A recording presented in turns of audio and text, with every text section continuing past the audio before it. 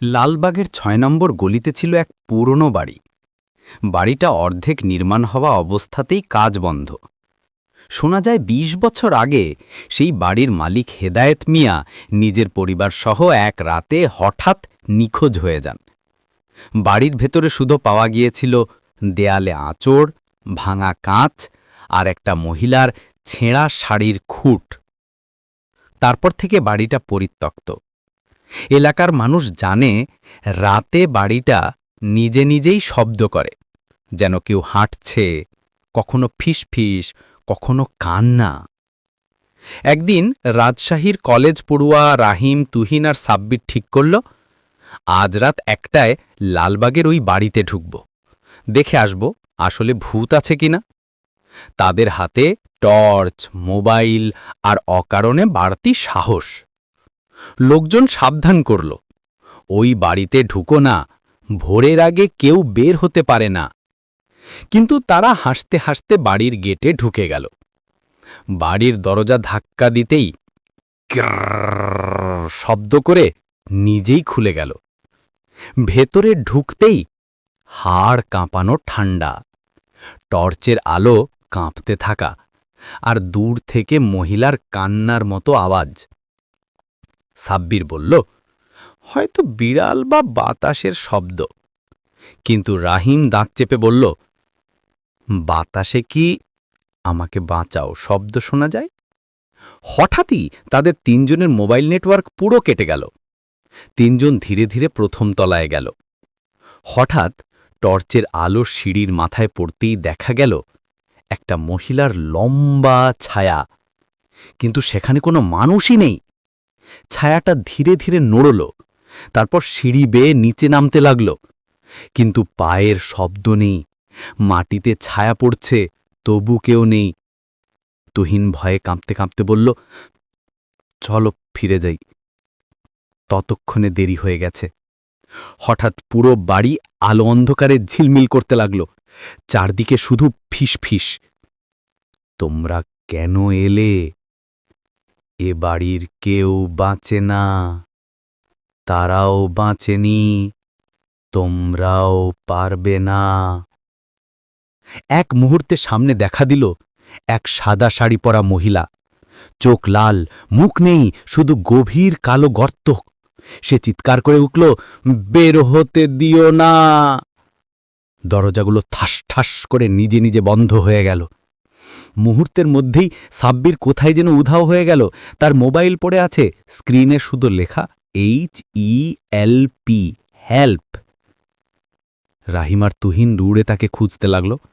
বাথরুমের দরজা ঠেলে খুলতেই দেখা গেল ভেজা মেঝেতে সাব্বিরের পায়ের ছাপ, কিন্তু শেষটা গিয়ে থেমেছে দেওয়ালের সামনে, যেন ছেলেটা দেওয়ালের ভেতরে ঢুকে গেছে। হঠাৎ সেই গলা আবার শোনা গেল, তোমরা যা দেখেছ আমরাও দেখেছিলাম।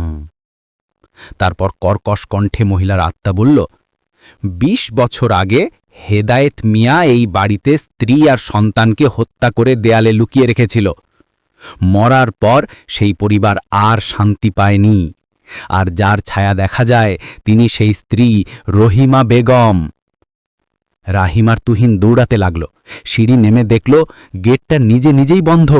ভয়ঙ্কর মহিলা সিঁড়ি বেয়ে লাফিয়ে লাফিয়ে নিচে আসছে, তার হাত লম্বা হয়ে যাচ্ছে, মাটিতে যেন নখ ঘষে দিলে যে শব্দ হয় সেই ভয়ঙ্কর আওয়াজ। তুহিন চিৎকার করল, দৌড়া! ঠিক সেই মুহূর্তে রাহিম গেট ঠেলে বাইরে পড়ে গেল, কিন্তু তুহিন আর বের হতে পারল না। গেটটা ধপ করে বন্ধ হয়ে গেল। রাহিম অজ্ঞান হয়ে পড়ে রইল। পরের দিন সকালে মানুষ দেখে রাহিম পড়ে আছে, কিন্তু তার মুখে জমে থাকা আতঙ্ক আজও কাটেনি। সাব্বির আর তুহিন আজও নিখোঁজ। বাড়ির ভেতরে আর্টিকেলের মতো খোদাই করে লেখা, ওরা বের হতে পারেনি, তোমরা যেও না। লালবাগের ওই পরিত্যক্ত বাড়ি আজও দাঁড়িয়ে আছে। রাতে ১টার পর লোকজন দূর থেকেও তাকাতে চায় না, কারণ অনেকে বলে যে রাতে রাহিম বেরিয়ে আসে অনেকেই দেখেছে গেটের ফাঁকে একটা হাত বাইরে বেরিয়ে সাহায্য চাইছে, কিন্তু কয়েক সেকেন্ড পরেই হঠাৎ সেই হাত ভেতরে টেনে নেওয়া হয়। রাহিমকে অজ্ঞান অবস্থায় উদ্ধার করে রাজশাহী মেডিকেলে আনা হয়েছিল। চোখ খুলতেই সে চিৎকার করে উঠল, দরজা বন্ধ করো না, ওরা আসবে, ওরা আসবে। ডাক্তাররা ভাবল মানসিক ধাক্কা, কিন্তু রাতে নার্সরা দেখল রাহিমের বেডের চারধারে পানি পড়ছে, যেন কেউ ভেজা পায়ে হাঁটে। জানলার কাছে আঁচড়ের দাগ। তুহিন, বাঁচাও। রাহিন কাঁদতে কাঁদতে বলল, ওরা আমাকে ছেড়ে দেবে না, ওরা তুহিনকে ধরে রেখেছে। 3 দিন পর তুহিনকে পাওয়া গেল, কিন্তু মানুষ হয়ে নয়। এক ভোরে হাসপাতালের সিসিটিভি ফুটেজে দেখা যায় একটি ছেলে চুপচাপ দাঁড়িয়ে আছে করিডরে, মাথা নিচু, কাপড় ভিজে, পা মাটিতে লাগছে না। গার্ড দৌড়ে এগোতেই সে ধীরে মাথা তোলে, চোখ দুটো সম্পূর্ণ সাদা। সে কর্কশ গলায় বলে, ওকে আমার সাথে যেতে হবে। গার্ড দৌড়ে পালায়। তুহিনের ছায়া সোজা রাহিমের রুমের দিকে এগোতে থাকে। রাহিম তখন ঘুমিয়েছিল। হঠাৎ তার বিছানার পাশে কেউ দাঁড়িয়ে। ভেজা কাপড় থেকে পানি পড়ছে, ঘরের আলো ঝিলমিল করছে। রাহিম ফিসফিস করে বলে, তুহিন, তুমি কি? তুহিন ধীরে কাছে এসে বলে, আমি না, ওরা আমাকে পাঠিয়েছে। তুই বেরিয়ে গেছিস, কিন্তু তোকে আবার ফিরতে হবে। রাহিম কাঁপতে কাঁপতে বলে, কোথায় ফিরতে হবে? তুহিনের চোখ হঠাৎ লাল হয়ে যায়। ওই বাড়িতে ওরা কাউকে ছাড়ে না। তারপর তুহিন হাত বাড়িয়ে রাহিমের গলা চেপে ধরে। নার্স ছুটে আসতেই দেখা যায় রাহিম বিছানা থেকে তুলে নিয়ে যায় একটা অদৃশ্য শক্তি। হঠাৎ ঘরে দেখা দিল সেই সাদা শাড়ি পরা মহিলা, তার চোখে আগুনের মতো লাল জ্বালা। সে চিৎকার করে বলে, তোমাদের নিয়ে যেই গেছে সে আমার সন্তানকে মেরেছে, কেউ পালাতে পারবে না। তারপর কাঁচ ভেঙে রাহিমকে নিয়ে অন্ধকারে মিলিয়ে যায়। বিকেল নাগাদ পুলিশ লালবাগের বাড়ির সামনে রাহিমকে খুঁজে পেল, অজ্ঞান অবস্থায়। তার বুকে লম্বা নখের দাগ, জানলায় রক্ত দিয়ে লেখা, আর একজন এসেছে। পুলিশের টর্চের আলো ঘরের ভিতরে পড়তেই এক মুহূর্তের জন্য তুহিনের ছায়া দেখা গেল। ছায়াটা হাসছিল, কিন্তু ভিতরে ঢুকতেই ছায়াটা অদৃশ্য হয়ে গেল। রাজশাহীর এক বৃদ্ধা এসে বললেন, এই বাড়িতে ভূত না, আরও ভয়ঙ্কর কিছু আছে। যারা মারা গেছে তারা বেরোতে পারে না, যারা বেছে বের হয় তাদের ফেরত টেনে নেয়। তিনি নিচু গলায় বললেন, এই বাড়িতে এক অদৃশ্য শক্তি আছে, যার নাম স্থানীয়রা পড়ে রেখেছে নিশিচর। নিশিচর নাকি রাতে মানুষের প্রাণ টানে, আর তুহিন এখন সেই শক্তির অংশ। হাসপাতাল থেকে রাহিমকে বাড়িতে নিয়ে যাওয়া হলো, কিন্তু রাতে তার ফোনে একটা মেসেজ, আননোন, 1:13 মিনিটে বেরিয়ে আস, তোর জন্য অপেক্ষা করছি। সময় দেখে রাহিমের বুক কেঁপে উঠল। এটা সেই সময় যখন বাড়ির ভৌতিক ঘটনা শুরু হয়। রুমের জানলা কাঁপতে শুরু করল, বাতাস জমে বরফের মতো ঠান্ডা হয়ে গেল। আর বাইরে রাস্তার দিকে তাকিয়ে রাহিম দেখল তুহিন দাঁড়িয়ে আছে, মাথা নিচু, পিছনে সাদা শাড়ি পরা মহিলা। তুহিন হাত তুলে ইশারা করল, চল।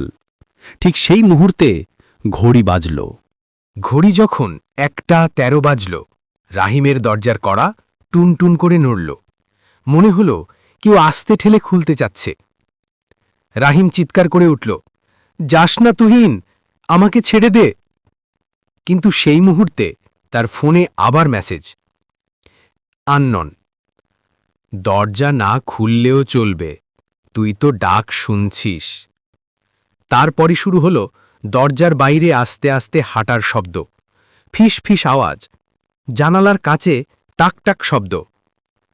আর টর্চের আলোয় দেখা গেল ঠিক পাশের ল্যাম্পপোস্টের নিচে তুহিন দাঁড়িয়ে, মুখে অদ্ভুত হাসি, চোখ দুটো সম্পূর্ণ কালো। তার পাশেই সাদা শাড়ির সেই মহিলা।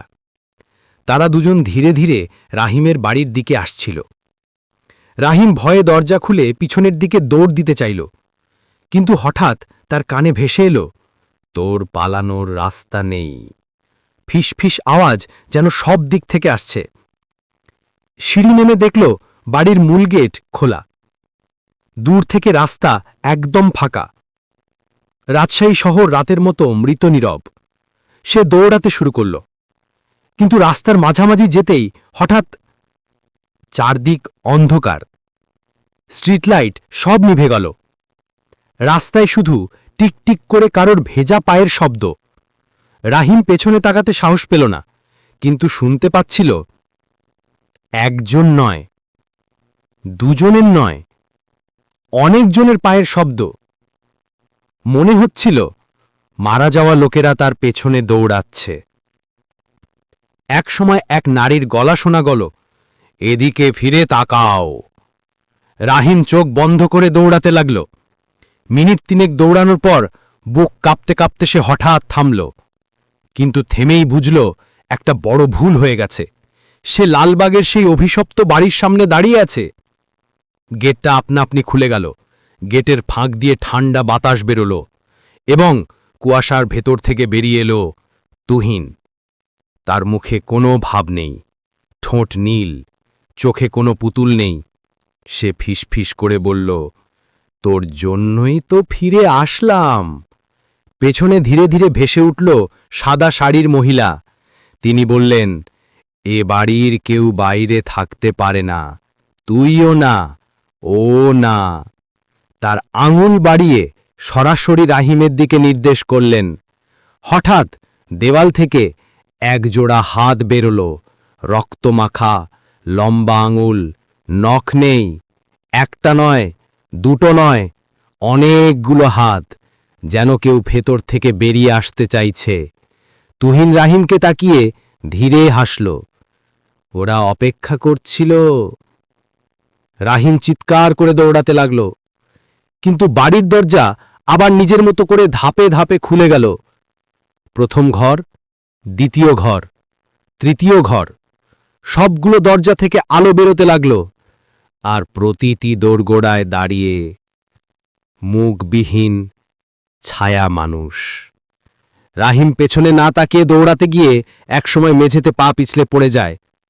অন্ধকারে পড়ে যায় একটি গোপন সিঁড়িতে। ওটা ছিল বাড়ির নিচের ভূগর্ভস্থ ঘর। ঘরটা স্যাঁতস্যাঁতে, মাটির গন্ধ, আর দেওয়ালে কিছু খোদাই, বাঁচাও, আমরা বের হতে পারিনি, এ বাড়ি কাউকে ছাড়ে না।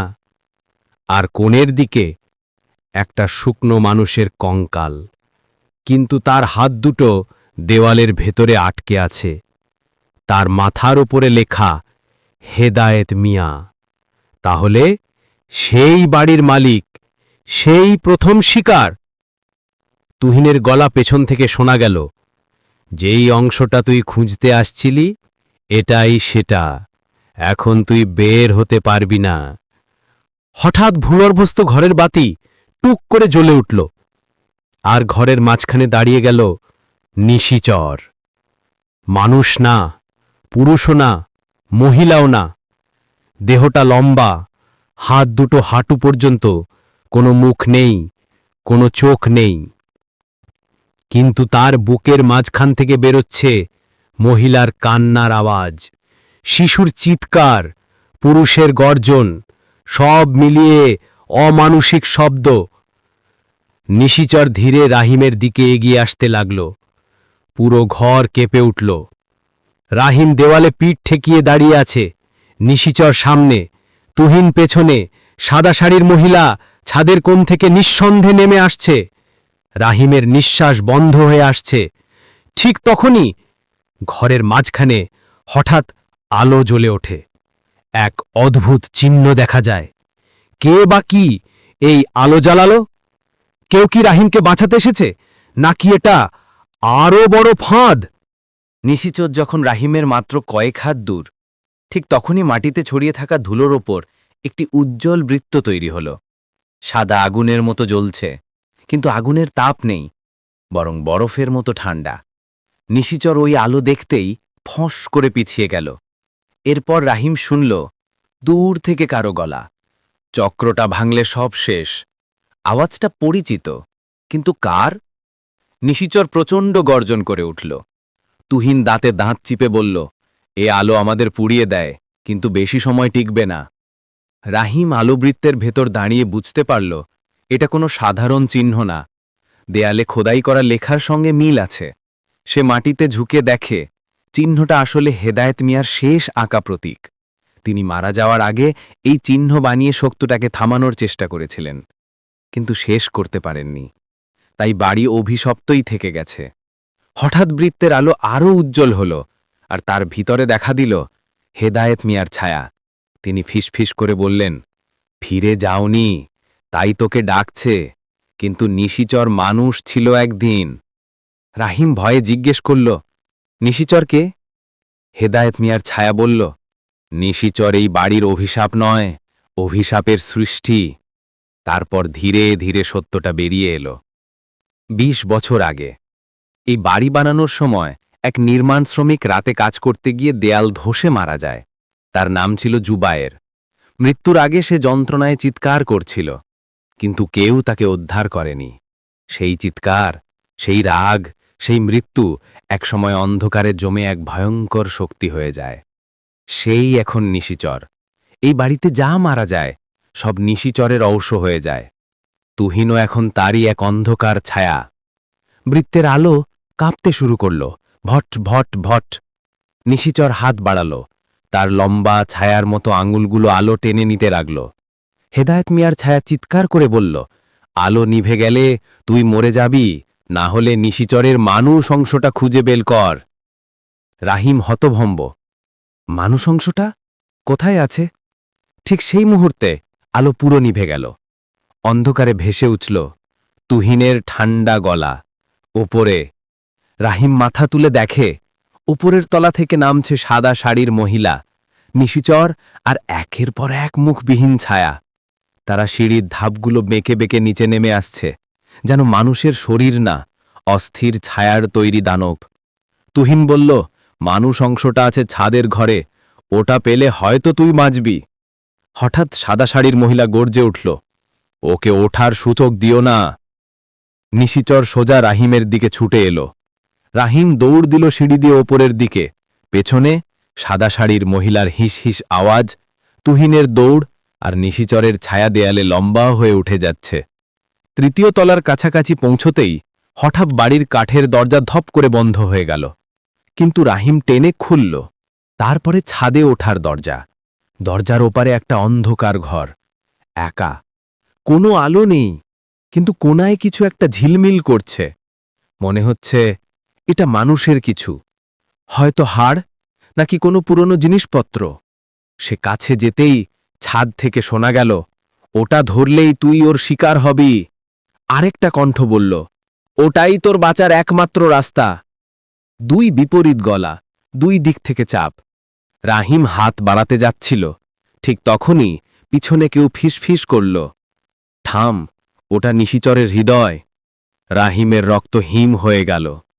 অন্ধকার ঘরে কিছু একটা নড়ল। এখন গল্প এখানেই থামছে। অন্ধকার ছাদের ঘরে রাহিম দেখল কোণের ধুলো জমা জায়গায় একটা ছোট কাঠের বাক্স। বাক্সটা অদ্ভুতভাবে কাঁপছে, যেন ভিতরে কেউ নিঃশ্বাস নিচ্ছে। ফিসফিস আওয়াজ ভেসে আসছে, ধরলে তুই শেষ, ধরলেই তুই বাঁচবি। দুটো গলা, একটা দানবীয়, একটা মানুষের মতো। রাহিম হাত বাড়াতেই বাক্সটা আরও দ্রুত কাঁপতে লাগল। তারপর টুক করে খুলে গেল। ভেতরে একটা শুকনো কালো হৃদয়, কিন্তু সেটা এখনো ধুকধুক করছে। হৃদয়ের প্রতিটা ধকধকের সাথে পুরো ঘর কেঁপে ওঠে। রাহিম ফিসফিস করে বলল, এটা নিশিচরের মানুষের অংশ। হঠাৎ ঘরের কোণ থেকে ঠান্ডা গলা, না, এটা আমার। অন্ধকার থেকে বেরিয়ে এলো একটা বিকৃত আধা মানুষ ছায়া। তার মাথার আকৃতি মানুষের, কিন্তু চোখ নেই, দেহটা কুয়াশার মতো নড়ছে। সে বলল, আমি জুবায়ের। এই বাড়ি যেদিন আমাকে গিলেছিল সেদিন আমি মানুষ থাকা শেষ হয়ে গেছি। রাহিম কাঁপতে কাঁপতে বলল, তুমিই নিশিচর? সে ধীরে মাথা নাড়ল, না, আমি নিশিচরের প্রথম রূপ, কিন্তু আমি পুরো দানব নই। আমি আমার হৃদয় লুকিয়ে রেখেছি যাতে একটা মানুষ একদিন আমাকে থামাতে পারে। রাহিম চিৎকার করে বলল, কেন তুহিনকে নিলে? জুবায়েরের ছায়া কাঁদতে কাঁদতে বলল, কারণ সে বাইরে থেকে আমাকে দেখেছিল। যারা দেখে তারা আর বাঁচে না। হঠাৎ ছাদের দরজা ধপ করে বন্ধ হল। তারপর শোনা গেল কাঁদতে থাকা শিশুর আওয়াজ, মহিলার কর্কশ হাসি, ছায়ার দাপাদাপি, নিশিচরের গভীর গর্জন। তারা সিঁড়ি বেয়ে উপরে উঠছে। জুবায়ের বলল, শুরু হয়ে গেছে, ওরা হৃদয় ফেরত পেতে আসছে। ছাদের দরজা খুলে তুহিন ঢুকল। তার শরীর অর্ধেক ছায়া, অর্ধেক মানুষ। সে ধীরে রাহিমের দিকে এগিয়েছে, বলল, তুই যদি ওই হৃদয় নষ্ট করিস, আমি সব সময়ের জন্য হারিয়ে যাব। রাহিম থেমে গেল। তুহিন গলা কাঁপিয়ে বলল, আমাকে একটু বাঁচতে দে, আমি দানব হতে চাই না। এই প্রথম তুহিনের স্বাভাবিক মানুষের গলা শোনা গেল, কিন্তু তার মুখের অর্ধেক অংশ আগে থেকেই নষ্ট হয়ে গেছে, মনে হয় আগুনে পোড়া বা ছায়ার ক্ষত। হঠাৎ ছাদের কোণের অন্ধকার ফেটে বেরিয়ে এলো সেই সাদা শাড়ির মহিলা। তার চোখ এখন রক্তলাল, মুখ ছিঁড়ে বড় হয়ে গেছে। সে চিৎকার করল, হৃদয়টা দে, এটা ছাড়া নিশিচর পুরো মানুষ হবে না। জুবায়ের রাহিমকে বলল, ওকে বিশ্বাস করো না, ও আর মানুষ নেই। মহিলা গর্জে উঠল, তোর সিদ্ধান্তেই সব হবে রাহিম। হৃদয়টা ধ্বংস করবি নাকি ফিরিয়ে দিবি? হঠাৎ নিশিচরের ছায়া ছাদ ভেঙে ভেতরে ঢুকল। তুহিন রাহিমকে দূরে ঠেলে দিল। মহিলা নিশিচরের উপর ঝাঁপিয়ে পড়ল। জুবায়ের রাহিমকে চিৎকার করে বলল, হৃদয়টা ধরে রাখো, ওরা ছুলেও তুই মারা যাবি। ঘরটা কেঁপে উঠল, ছাদে ফাটল ধরল। সাদা শাড়ির মহিলা নিশিচরের উপর ঝাঁপ দিতে দিতে চিৎকার করছে, আমার সন্তান, আমার সন্তান। তুহিন রাহিমকে ধরে বলল, দৌড়, এখনই দৌড়। রাহিম হৃদয়টা শক্ত করে হাতে চেপে ধরল, আর সেটা স্পন্দন করতে করতে গরম হয়ে উঠল। জুবায়ের বলল, হৃদয় ভেঙে দে, নিশিচর শেষ হবে। তুহিন বলল, হৃদয় দিলে আমি ফিরে আসব। সাদা শাড়ির মহিলা বলল, হৃদয়টা আমাকে দে, তুই মুক্তি পাবি। রাহিম দাঁড়িয়ে আছে, হৃদয় হাতে, চারিদিক দানব, ছায়া, মৃত আর অন্ধকার। গল্প এখানে থামছে। ছাদের ঘরে দাঁড়িয়ে রাহিম বুঝতে পারল 3টি পথ রয়েছে। হৃদয় ভেঙে নিশিচরকে ধ্বংস করা, হৃদয় তুহিনকে দেওয়া, হৃদয় মহিলাকে দেওয়া। প্রতি পথই ভয়ঙ্কর, প্রতিটি মৃত্যুর শঙ্কা বহন করছে। রাহিমের কণ্ঠ কাঁপতে কাঁপতে ফিসফিস করল, আমি কি করব? পেছন থেকে তুহিন বলল, রাহিম, আমার হাতে দিলে আমি বাঁচব, তুই বাঁচবি, নিশিচর হারাবে শক্তি, কিন্তু ওরা তোর পিছু ছাড়বে না। মহিলা চিৎকার করে বলল, দেও না, তোর বাঁচার একমাত্র পথ আমার, দেয়া মানে সবাই মরবে। নিশিচর ছায়াক্রমে ছাদ ভেঙে চারপাশে ছড়িয়ে পড়ছে। প্রতিটি ছায়া ধাক্কা দিয়ে বলছে, হৃদয় আমাদের। রাহিম ঘেমে ঘেমে মনে করল, যদি সত্যি বাঁচতে চাই, তাহলে যিনি নিজের জীবন দিয়ে অন্যকে রক্ষা করতে পারেন শুধু তুহিন। সে হৃদয়টি শক্ত করে তুহিনের হাতে দিল। হৃদয় ধীরে ধীরে তুহিনের ভেতরে প্রবেশ করল। হৃদয় থেকে বের হওয়া আলো ঘরটি ভরে দিল। ছায়া কাঁপতে কাঁপতে নিঃশ্বাস বন্ধ করতে লাগল। তুহিন চিৎকার করে উঠল, আমি বাঁচব, আমি আবার মানুষ হব। হঠাৎ নিশিচরের ছায়া গর্জন করে উঠল। তার চারপাশে আগুনের মতো ধোঁয়া। দেহটা কুয়াশা হয়ে বাতাসে মিলিয়ে গেল। সাদা শাড়ির মহিলা চিৎকার করে ভেসে গেল, না, না, আমার সন্তান। আর হঠাৎ সব থমকে গেল। ছাদের ঘর শান্ত, কোথাও কোনো শব্দ নেই।